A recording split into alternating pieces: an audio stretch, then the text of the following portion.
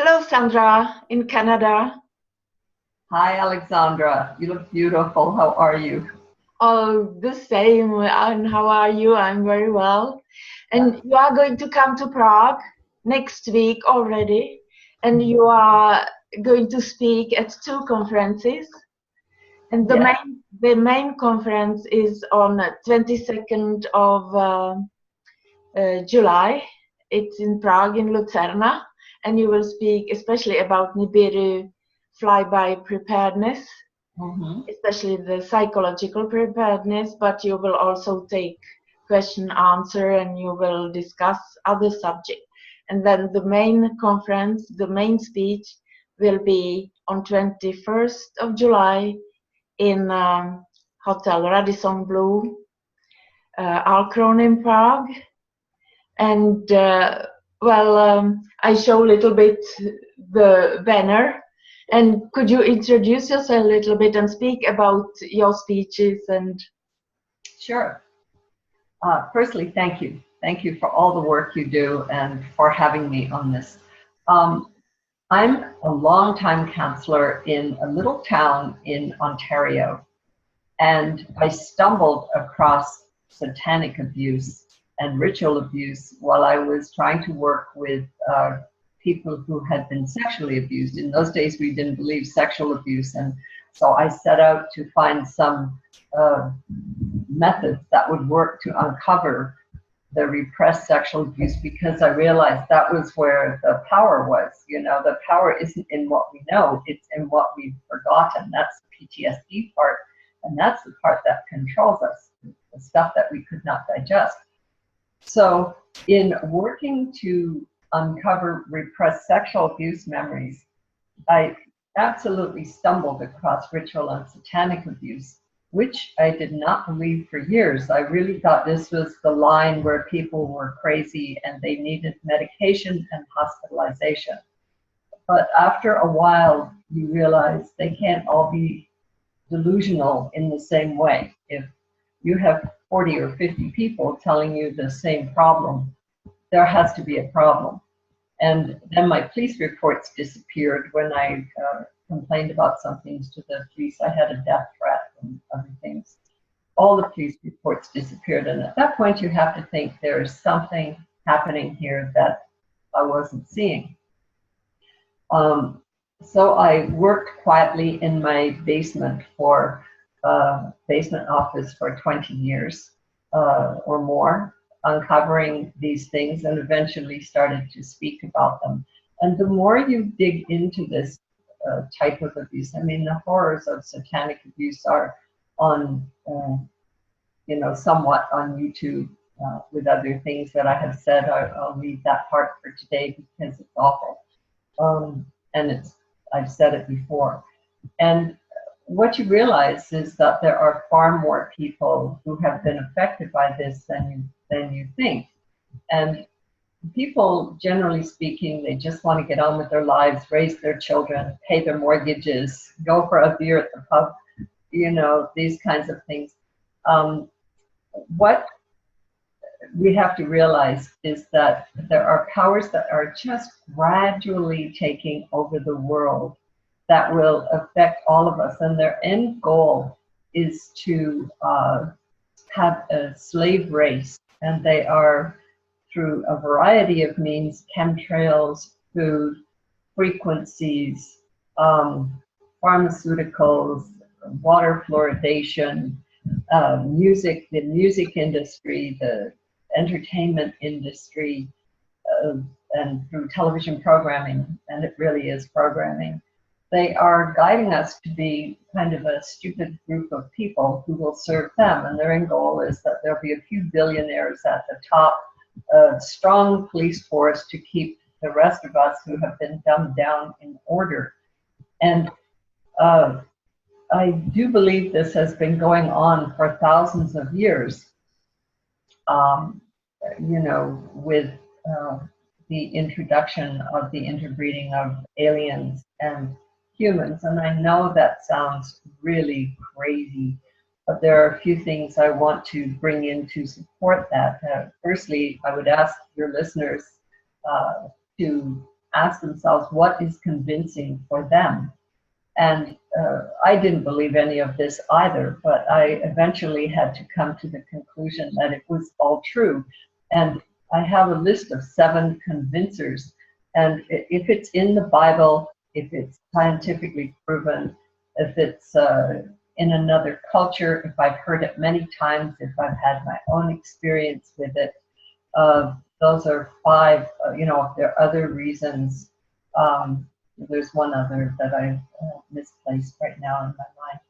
But there are 7 things that you can use as convincers. So what would be convincing for you that indeed this part of our history has been erased, but it's nonetheless true?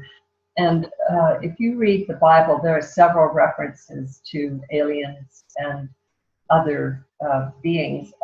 And in Genesis 6, it talks about the sons of the gods lusting after the daughters of men and laying with them. And from this came the Nephilim, and they were giants. And there's all kinds of proof of giants. You know, what you have to realize is that our mainstream media does not report on these things. So what we know is that there was an interbreeding of aliens with the human forms that were here at the time. There is no accounting for the negative factor, like the rhesus negative factor, in the human blood system. So those of us who have Rh negative blood at some point have a history where there was something else that bred with the human. And there's just no accounting for it in the world. So we have evidence, but this information is not widely known. Those who are more, pure blood, so to speak, more alien, have gained power over us, and they want to keep it the way it is. Now, I'm not sure of all of the connections, Alexandra, in terms of who's cooperating with whom or who's not cooperating, but they're in competition or against whom. But there are all these different groups that are doing very destructive things to the planet. Paul Hellyer, the former Canadian Deputy Prime Minister, who is now a man in his 90s, and God bless him, he's still out there trying to wake people up. And he says that it is not whether or not the aliens are here. They are here. It is a question of government transparency. So, we have that level of support, and he's addressed the UN about that. When I first heard that, I couldn't believe that anybody in government would be so bold as to step up and do that, but he did. And there's evidence all over the world for this. The other thing that is happening that would indicate that there are those above what we know to be government. There's this speech by President John Kennedy that I will be quoting when I speak in Prague on the 22nd. And he talks about that there are unseen powers that are running things and gradually taking over. And indeed, this is happening. And in the book World Within Worlds, they talk about the underground bases and so on, where all kinds of things are happening in the US. And I've heard about these underground bases and the underground rail system that rapidly links the East Coast with Colorado, where these bases are said to be. So we know for sure that, A, we are not being given the truth, okay? And B, that the powers that run the world are not friendly to the mainstream population. The Romans used to say, give them bread and circuses. So keep them fed and keep them entertained, and they won't give you any trouble at all. And sadly, this seems to be the state of affairs, where people, if they're entertained and their bellies are full, they don't look around to see, what is happening and who's doing what, and are my children and grandchildren going to be safe, this sort of thing. And they're lulled to sleep. And what I'm hoping to do is to wake people up to the truth of what is going on in in this world so that you can take your own power back. And the thing is, how do you take your power back? We have been so abused that we are so deeply into this program that we don't even realize it. One of the bigger abuses from my point of view is the abuse of time. And, you know, in days gone by, your time would be your own internal clock, and you would go by the seasons and what phase of the moon there was and so on. And you would do things on your own time clock. When I lived in, I had the fortunate experience of living in the Northwest Territories and lived close to a tribe of Dog Rib Indians. And they had only had very limited contact with the white men. So they were still smoke tanning hides and living off the land and so on. 15 years before I arrived, if the caribou herd hadn't gone through, these people would have starved to death. And I met the man that rounded up the Inuit and helped the government put them in communities. You know, I think he thought he was doing a good thing. He was a good man. His name was Don Cruden. And so I was there just when it was going from a tribal society that lived off the land and had huge respect for the land and communicated with the plants and the animals and so on. And they were just becoming integrated into white society. And the way they told time was like, when spirit moves me, then I'll do it. So that was a very internal locus of control. They went according to their own clock, their own inner clock, and not, you know, a watch that somebody would tell them. They thought watches were ridiculous, you know, how stupid is that? And I know that as one who's astral projected, that when you get into an astral state, that time is not an issue. You know, you can think it and be there. You can go anywhere, do anything. And we don't realize how trapped we are in this time bubble that we have. We are, to quote Judith K. Moore, we are in a time prison. And when you look at what is happening on this earth, not only are we dividing time irrationally, in my view, into months that don't fit with the moon, and at one point a pope asked for his birthday that the whole numbering of the year system be changed, so that any prophecies are out of date. You know, they're wrong because of the 2 or 3 year difference in the number of the year. But we have been so alienated from being in sync with nature. There's a Mexican shaman named Mazatlan, and he says until we get back to using nature to help us with time and spirit, that we're lost. You know, we're out of sync with everything.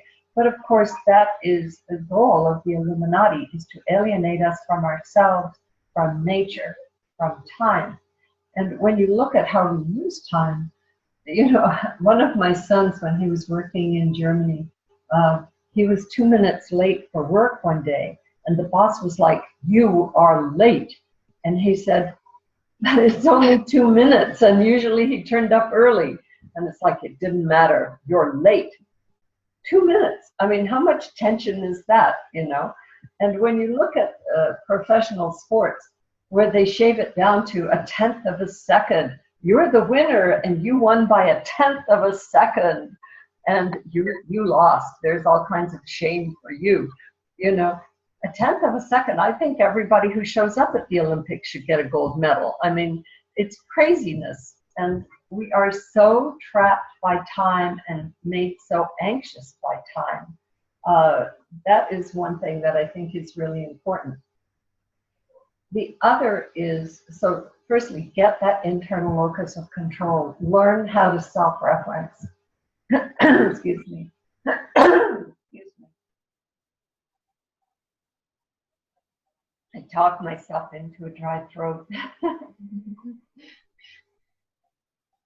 So we have to always look to somebody else who's prettier or more athletic or richer or smarter or thinner or, you know, more talented, whatever.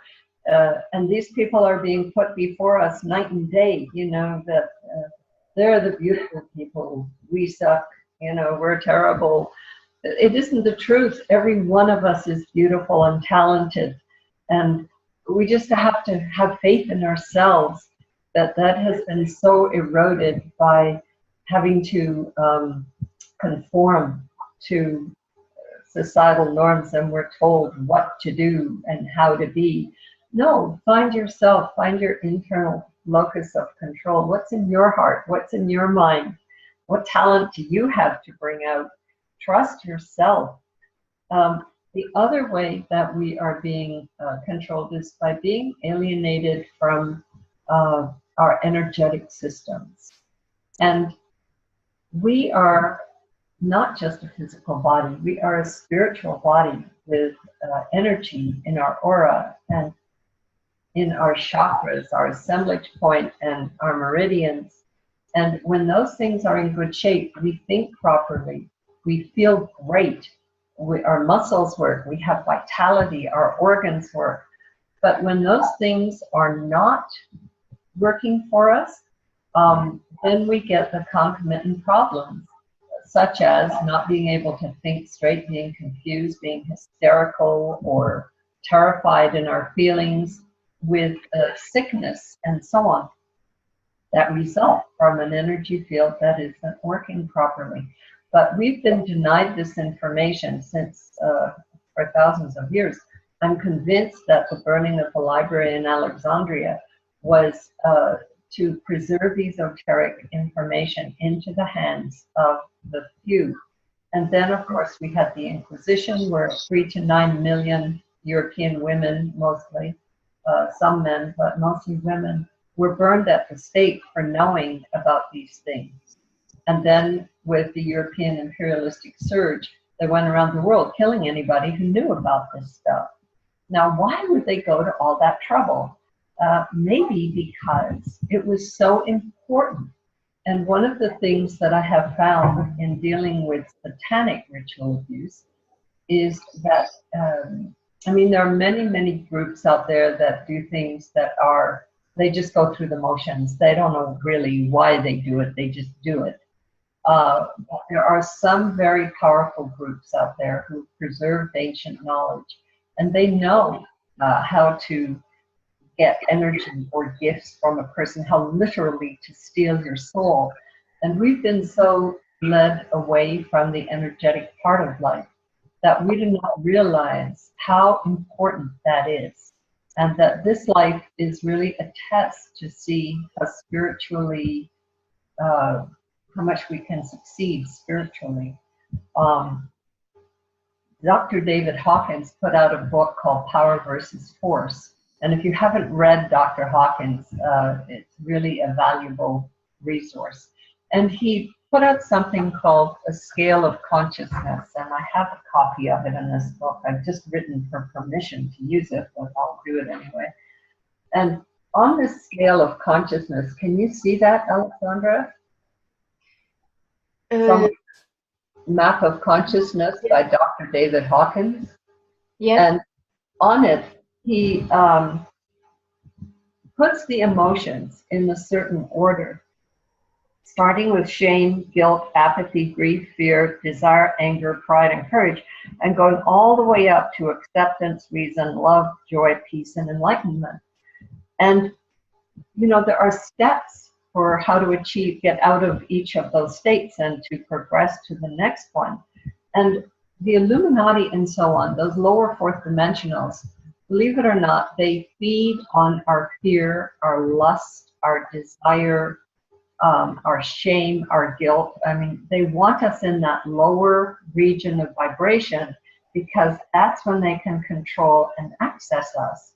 If, on the other hand, we are doing our own spiritual progress work, then they can't access us. If we're in love, if we are in a state of joy and love, no matter what, the Bible says, don't let anything steal your peace, you know. So if you can maintain that sense of love no matter what, then you are beyond their reach. It's like, you know, you made it to home base or something.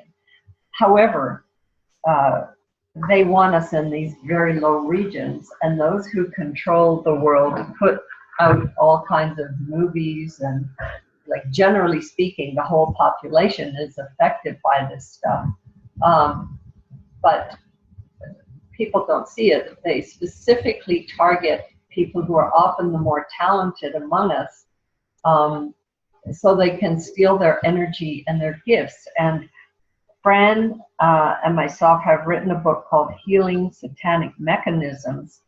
And in this little booklet, it shows, I don't know if you can see that, but it shows how they put in certain devices on our energetic field in order to limit or drain the energy from those people who have gone through the specific rituals.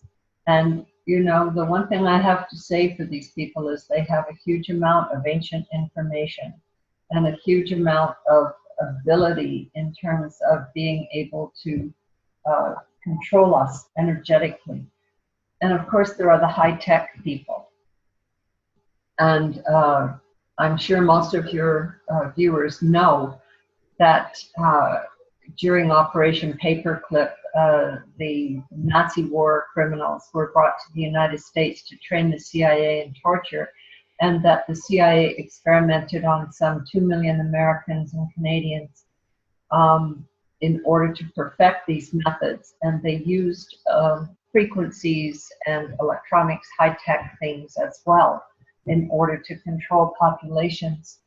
And they continue, you know, to perpetrate these kinds of tortures. They also started, in order so that people would not remember what happened during the MK Ultra years, they put millions of dollars into backing the false memory groups. So anytime anybody says, oh, those are false memories, like the CIA, they're the originators of false memory, you know, so that the rest of us would not remember what was being done to us. Like they're experimenting with drugs and stuff that will wipe out our memories. Why would we want to do that? That's where our power is. If we heal those memories, we get our power back. But that isn't how it is. You know, they don't want us to be powerful. These governments are not working in our favor. And because they are not, with NIBIRU or any other tragedy, any other event that causes post-traumatic stress, we have to do our own preparation in dealing with PTSD. And PTSD is an overwhelming neuroendocrine response to a trauma that you couldn't deal with. Okay, it was something happened that was so huge you couldn't process it. And what the brain does is pack away parts of it that it feels, well, we can't deal with that right now, but we'll deal with it later. And when I'm uncovering memories, a lot of people get migraines because the cortisol releases the membrane, and for some reason that causes headaches and dizziness and so on. But it's necessary as a process to go through in order to heal. So what can you do about PTSD? Well, one huge thing I mentioned earlier was that energetic piece. When you are under that kind of stress, your entire energy field shuts down. And every time you see something that reminds you of the stressor, again, your energy field shuts down. So, and the triggers for that could be many and varied. I had a woman who was in a car accident that, you know, where her husband died. Had a couple of those actually. And for this one woman, always people in these situations say, well, I never felt the same after the trauma. And it's because your energetic field never went back to the same position. And you can balance out your field so that you can do things like Gary Craig has very generously put online a 2-hour free presentation of emotional freedom technique, and it's a tapping technique that works beautifully. I teach people a swaying technique, you know, that they can use to turn their energy field back on. I also have a little booklet called Own Your Power, and in this booklet I teach people how to do certain motions and diet and so on that will help them turn their energetic switches back on. So swaying, tapping, energy balancing, EMDR, everything has a frequency, and essential oils work, and herbs work, food work, exercise works, hand movements work, colors, sound therapy, dealing with the elements. There are so many things that will heal us that we have been led away from. And, you know, we need to take responsibility for our own personal post-traumatic stress response and for our own emergency situations. So in a case like NIBIRU, for example, there could be electromagnetic failure, so you might need a shortwave radio. There are short and long-term things that could happen. You know, if NIBIRU was anywhere near our planet, there could be all kinds of tidal interruptions or space stuff falling that would be very dangerous. You'd need to find a cave or a mine shaft or something where you could go and get protection. You'd need a stock of food. You'd need equipment like shovels and things like that in order to start again. Some research I've done says to get kayaks to get to the sea, because that's where the most amount of life would be. So this is all online. There's a lot of information online. And for psychological preparedness, for resilience training, I mean, why wait till you get PSD in order to deal with it? No, you prepare every day, you know. And how prepared do you have to be comfortable? Do you need to be physically prepared? I mean, most people are doing nothing. You know, we're doing a little bit of something. We're not moving to a mountain or, you know, getting our own hydro or anything like that, or your supply of food. But, you know, everybody has a limited amount of food on hand. Getting seeds that are not GMO would be really huge in the event of a major disaster. How do you prepare psychologically, though? One is that I think that people are unprepared. One is because they don't know how to balance their energy, and they don't have the internal psychological skills. So you need that internal locus of control. You need to take care of yourself physically in order to be able to think straight. So all of the usual things like sleep, sunshine, grounding, hydration, proper nutrition, exercise, stretching, all of those things play a role in being able to handle something psychologically. And so what more do you need to do? Well, you need intellectual and emotional flexibility. Those of us who are stuck in a routine and think this is how it should be, and then when the tragedy happens, what happens doesn't in any way measure up with what you expect. And you know, recognize that what you expect of life is not always going to happen, and stay with your present time frame. What is happening right now? And get a solution-oriented focus. And it doesn't matter about how unfair it is or how it shouldn't be. Deal with what is. And if you're always the sort of timid, shy person and the moment calls for some courage, practice courage and jump into it with courage. It is about having that, not being overly identified or addicted to your own personality, but doing what the moment calls for. Knowing how to be cooperative with other people, having a huge faith in God, and going into an acceptance of, you know, this is what's happening right now. I have a brother whom I respect enormously and have much love for, And at one point, he was a very, very wealthy man. And then something happened, and he lost everything. He lost absolutely everything. And I asked him one day, well, you know, how do you feel about that? And he said, well, it's what is. You know, this is what I have to do now. And I have so much respect for the grace and the flexibility with which he entered into that situation.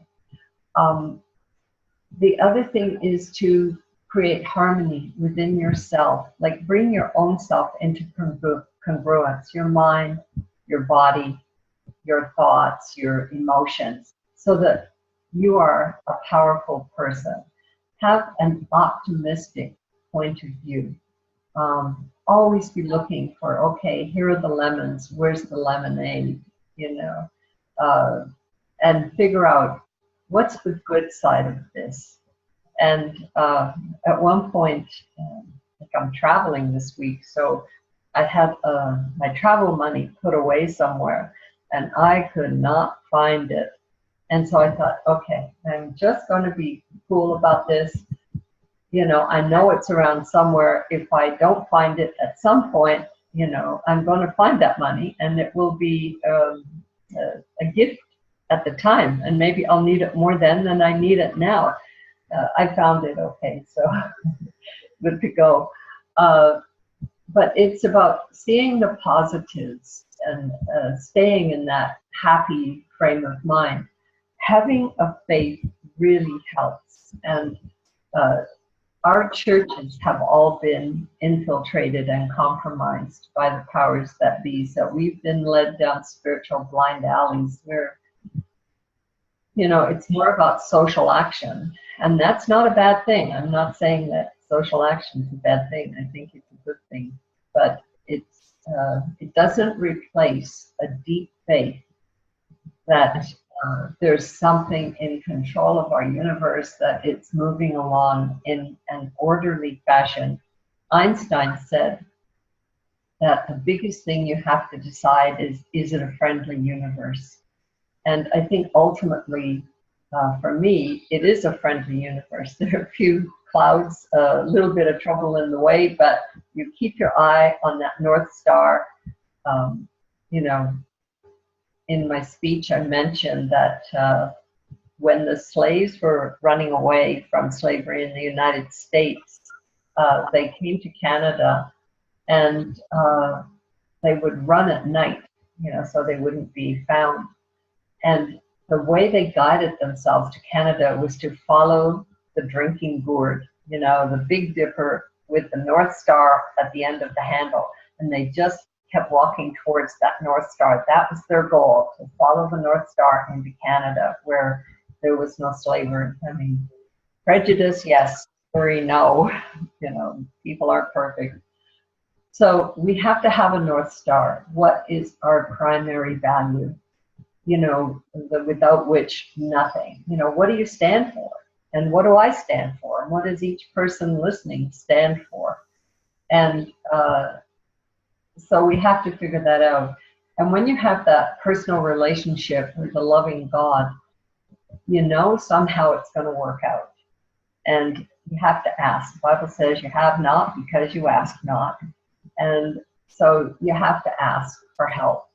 And sometimes it comes in a way you don't always expect. My husband, who's a poet, he's always writing things on pieces of paper, and I found one, and it said, chaos is just a level of order that we don't yet understand.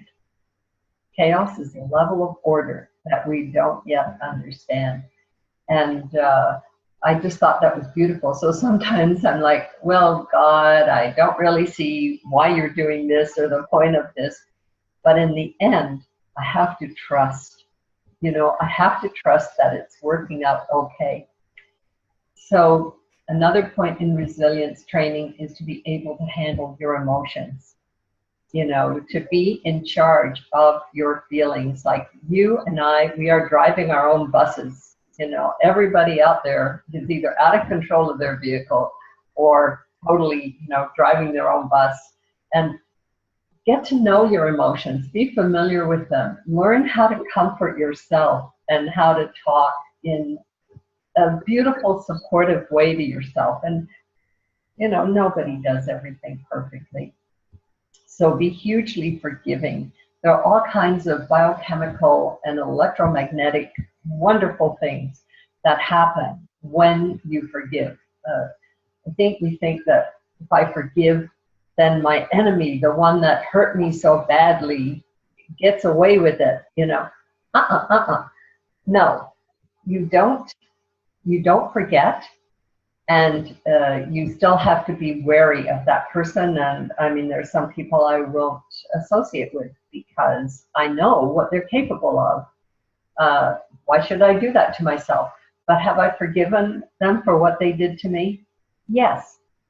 Not necessarily for their sake, but for mine, because I know that unforgiveness is, it's not healthy for me. So I forgive them for my sake. And because I want to stay in that high frequency range where I'm leading a good life no matter what is going on around me. I mean, I had a stroke in my 60s and I had cancer. And when I had cancer, it was the worst kind of cancer, skin cancer, melanoma. And I didn't know for 6 weeks whether I would live or die. So I went through the whole summer without that information. And I thought, you know what, if I'm going to live, it doesn't make any difference anyway. And if I'm going to die, then I want to have a good time. You know, I don't want this to bring me down. So I had a very good summer, a happy summer, loving my husband, loving my family, you know, seeing some friends. And it turned out I made it. So no problem. And plus the happy emotions helped me to deal with it, because when you create happy emotions, you create happy biochemistry, and that cures you anyway. So yeah, I guess to create resilience, get to know and love yourself, be flexible in who you are, stay in present time, have an internal locus of control, be your own best friend and support yourself with love and joy, forgiveness and understanding, because that forgiveness spills over to you. Electromagnetically balance yourself. Learn how to do that. It's a very simple thing. Those who write to me, Sandra Fecht at Rogers.com, SandraFecht@Rogers.com. I can send you an electronic copy of Own Your Power. And I have a PayPal account so people can pay for it that way. And yeah, take responsibility. The government isn't going to do it for you. If there's any national disasters such as NIBIRU, then the government actually says that preparedness is the responsibility of individuals as well as government. And to some degree, I agree with that. You know, I don't want to be rounded up and put in a camp and let my well-being be up to the government. You know, I want to do it for myself and get the skills you need right now. Like, you know, take a gardening course, take a firearms course, whatever you need to do so that you feel comfortable and ready to deal with whatever situation comes up. The Bible says, be ye transformed by the renewing of your mind. Like, keep learning, you know, lifelong learning. And so I would encourage everyone to bring out the best in themselves. Yes, it's a bit of effort, and yes, you might not be sitting on the couch watching television, but in the end, it pays out big time. Yeah. Sandra, thank you so very much. I would also mention you will come to Prague now in July. Yes. But, you are coming to Europe one more time in September. Yes. I'm going to Ireland. Miles Johnson and Katerina Kavungu are putting on a conference in Dublin on the 15th of September, I think it is. Yes, and it's at the Talbot Hotel in Dublin. weekend of 15, 16, 17, and I will be available for consults on the 18th. Then I'm going to London, and that place has yet to be announced, but I'll be doing a 3-day workshop there, mostly on trauma and PTSD and how to deal with that. But thank you so much, Alexandra, for your devotion and for the opportunity you give people like me to make our work known. Thank you so much, Sandra. And we see each other in Prague, and I hope many people will come and will listen to your speech, to your lectures. And I'm looking forward to it. I'm very excited about it. Thanks again. Thank you very much. Bye-bye. Bye-bye. Who have been affected by this than you think. And people, generally speaking, they just want to get on with their lives, raise their children, pay their mortgages, go for a beer at the pub, you know, these kinds of things. What we have to realize is that there are powers that are just gradually taking over the world that will affect all of us, and their end goal is to have a slave race, and they are, through a variety of means, chemtrails, food, frequencies, pharmaceuticals, water fluoridation, music, the music industry, the entertainment industry, and through television programming, and it really is programming.